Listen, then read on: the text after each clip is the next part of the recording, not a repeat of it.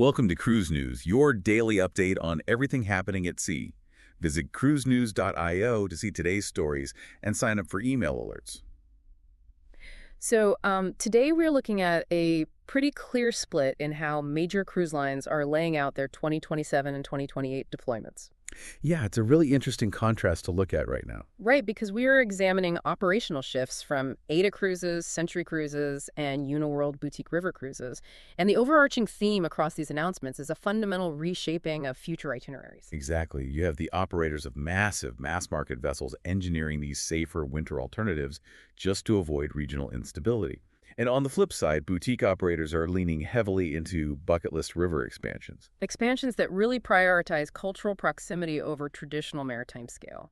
Right. And seeing these companies map out their assets 2 or 3 years in advance, it is essentially real-time stress testing of different business models. The megaship operators are showing that they require absolute geographic predictability, while the smaller scale operators are using their low passenger counts to access inland markets. Let's start with that megaship approach, specifically AIDA Cruises. They have officially pulled the AIDAperla out of its scheduled Middle East season for the winter of 2027 to 2028. Yeah, they did. And the vessel is being entirely redeployed to Kiel, Germany. AIDA's public statement noted that conditions in the Middle East region, quote, cannot be reliably assessed. Right, and their stated goal for this massive move is to secure what they called planning certainty for both their guests and their sales partners. Which makes sense when you consider the sheer size of the asset. The AIDAperla is a 1,643 cabin vessel. Yeah, at double occupancy, the baseline passenger count sits at 3,286. Wow. Plus, the crew required to service a ship of that size, you are actively managing the logistics of a small municipality at that point. Right. So operating a vessel of this magnitude in a region where port accessibility and supply chains just cannot be reliably assessed 2 years out, well, it presents an unacceptable risk profile for the company. Moving to Northern Europe completely eliminates that geopolitical variable. Okay, the geographic pivot solves the geopolitical risk, sure. But wait. They are taking a ship of 3,200 people away from the sunny Middle East and sending it to the Baltic Sea in the dead of winter. Yeah, it sounds a bit counterintuitive. Right, like how do you actually convince vacationers to trade a swimsuit for a parka? Because a traveler booking a winter getaway is usually seeking a warmer climate. Well, they are completely re-engineering the itinerary to support that winter focus. So the season is going to run from November 13th, 2027 through May 2028. Okay. And it is structured around 3 to 11 night voyages that are fully combinable. They're really anchoring the early part of the season in the holiday market. That makes sense. Yeah. For instance, they scheduled a specific Christmas cruise departing on December 23rd, 2027. That one calls at Copenhagen, Kristiansand, and Aarhus, and then it is followed directly by a New Year's itinerary featuring a berth in Oslo for New Year's Eve. So they're monetizing the sort of European Christmas market aesthetic rather than the traditional sun and sand model. Exactly. But the strategy for the post-holiday winter months is particularly notable. Right, because January and February get pretty cold. They do. In February-March of 2028, AIDA is shifting the AIDAperla toward the Norwegian and Baltic coasts. They are routing through the Hurghada fjord, which is Norway's second longest fjord, and Eidfjord. Okay. And the centerpiece of this late winter deployment is an extended berthing in Oslo from March 14th through March 19th, 2028. Wait, isn't that during a major event? Yes, it aligns perfectly with the Biathlon World Cup finals at Holmenkollen. They are effectively converting the ship into a premium floating hotel to just absorb the overflow demand from a major international sporting event. That is actually a really efficient way to guarantee occupancy in a historically soft cruising month like March. Right. It captures passionate sports fans who prioritize proximity to the event over standard cruise amenities. But, AIDA is not entirely abandoning the warm weather market either. No. They have built in a 24-day great winter break Canary Islands voyage in January 2028 out of Kiel. That route connects the Canaries, Madeira, Lisbon, and northern Spain. And the structure of that 24-day voyage is modular, right? Exactly. Passengers are not required to commit to the entire 3-week duration. The itinerary is bookable in specific segments, like a Tenerife to Kiel portion that starts on January 20, 2028. Yeah, providing inventory for travelers wanting a shorter repositioning style transit. We should also address the passengers who are already booked on the canceled Middle East sailings. because AIDA is obviously trying to keep that revenue. Right. They are offering affected guests a 10% voucher applied against their previous cabin price. But that is contingent on making a new booking by December 31st, 2026. Refunding thousands of deposits simultaneously impacts liquidity, so this incentivizes the customer to stay within the AIDA ecosystem. And they are directing those rebookings toward Northern Europe alternatives out of Hamburg, Kiel, and Warnemund, as well as the Caribbean and Canary Islands. Yeah, and this strategic retreat to Northern Europe is becoming a long-term pattern for AIDA. They did something similar recently, didn't they? They did.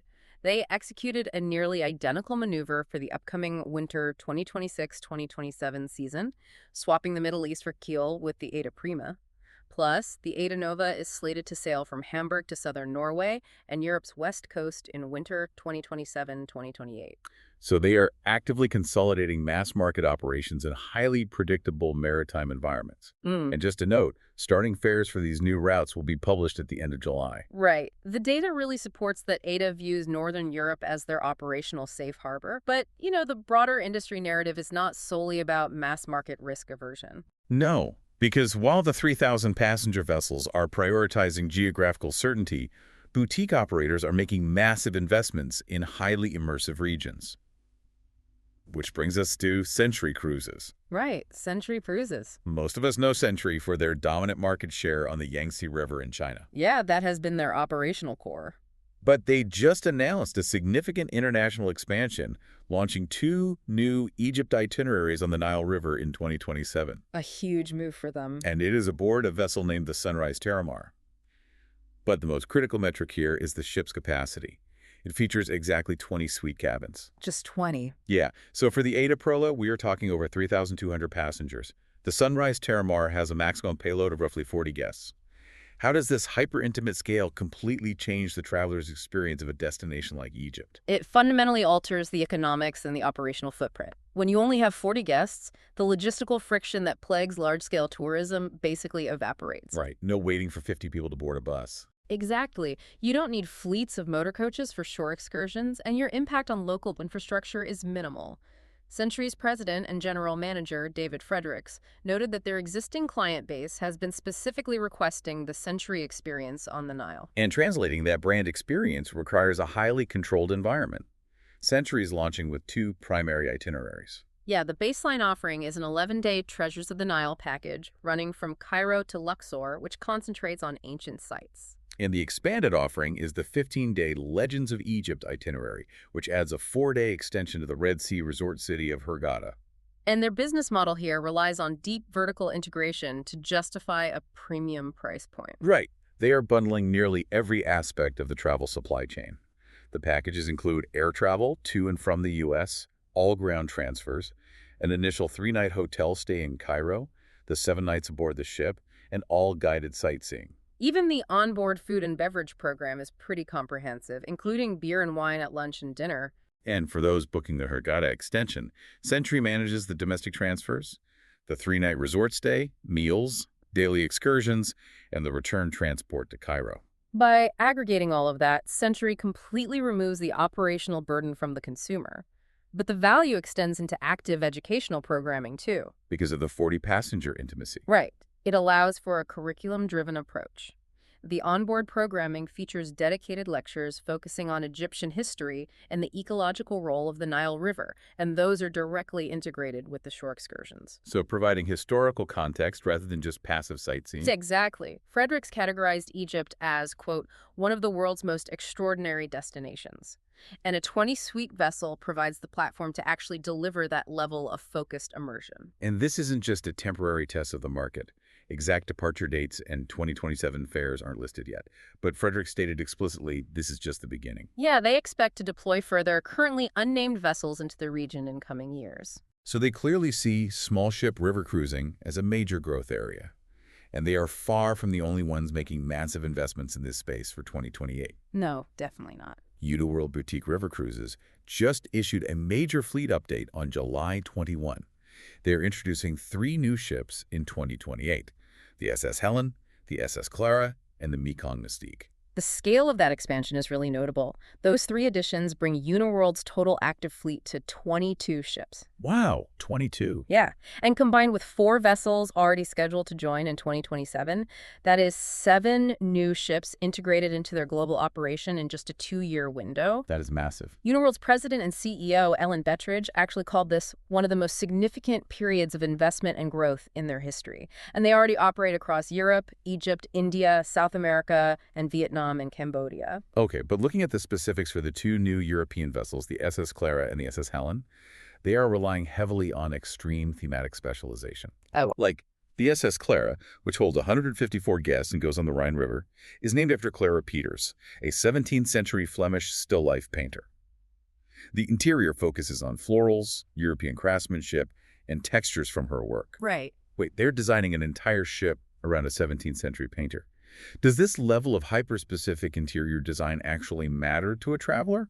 Or is this just the cruise lines flexing their design muscles? Well, it is a highly calculated product differentiation strategy. Betteridge stated the goal is to create, quote, deeper, more meaningful connections to the destinations. Okay. In a saturated European river cruise market, you have to stand out. By designing the SS Clara around Flemish artistic heritage, the cultural immersion begins the moment you board.